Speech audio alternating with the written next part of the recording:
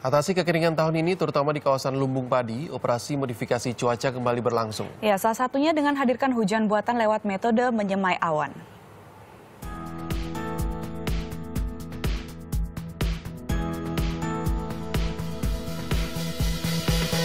Dalam rangka mengatasi kekeringan di Lumbung Padi Jawa, Kementan bersama BNPB, BPPT, dan TNI Angkatan Udara akan kembali melaksanakan modifikasi cuaca dengan cara semai awan. Dan kali ini kami akan mengikuti proses penyemaiannya. Sebelum terbang dan menyemai awan, rangkaian proses awal adalah persiapan.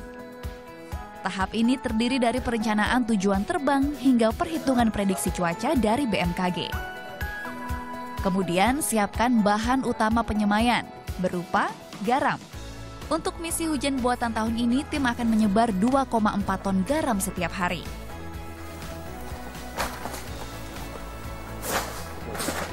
Nah, inilah garam yang nantinya akan dipakai untuk menyemaikan awan. Bukan seperti garam dapur pada biasanya, tapi garamnya lebih halus karena dicampur dengan senyawa-senyawa lain.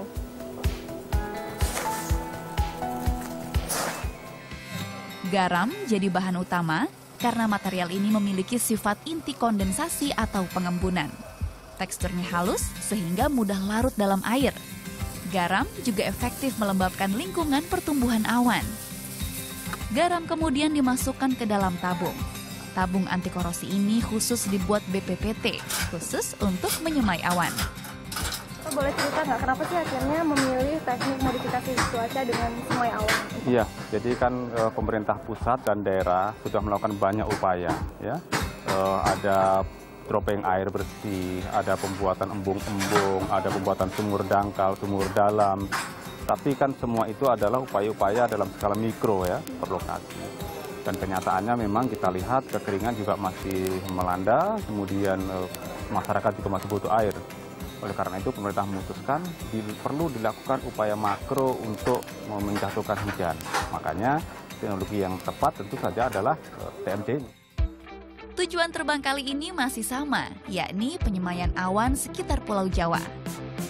Penyemaian awan tentu bukan sembarang menabur garam. Ada teknik dan metode khusus dalam pelaksanaannya. Menerbangkan bawa pesawat nih yang bawa garam untuk disemaikan ke awan-awan, ada teknik-teknik tersendiri nggak sih?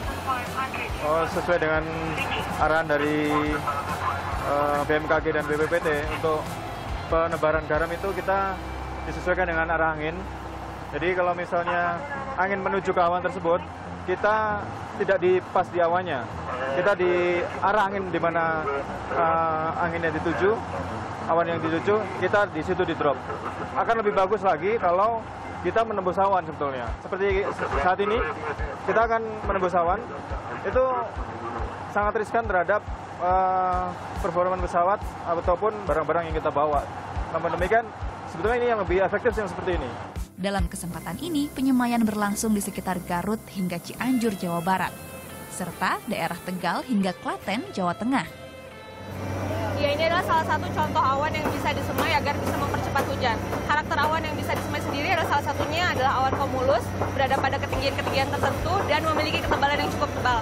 Salah satu yang paling khas, ciri-cirinya awannya berbentuk seperti bunga kol.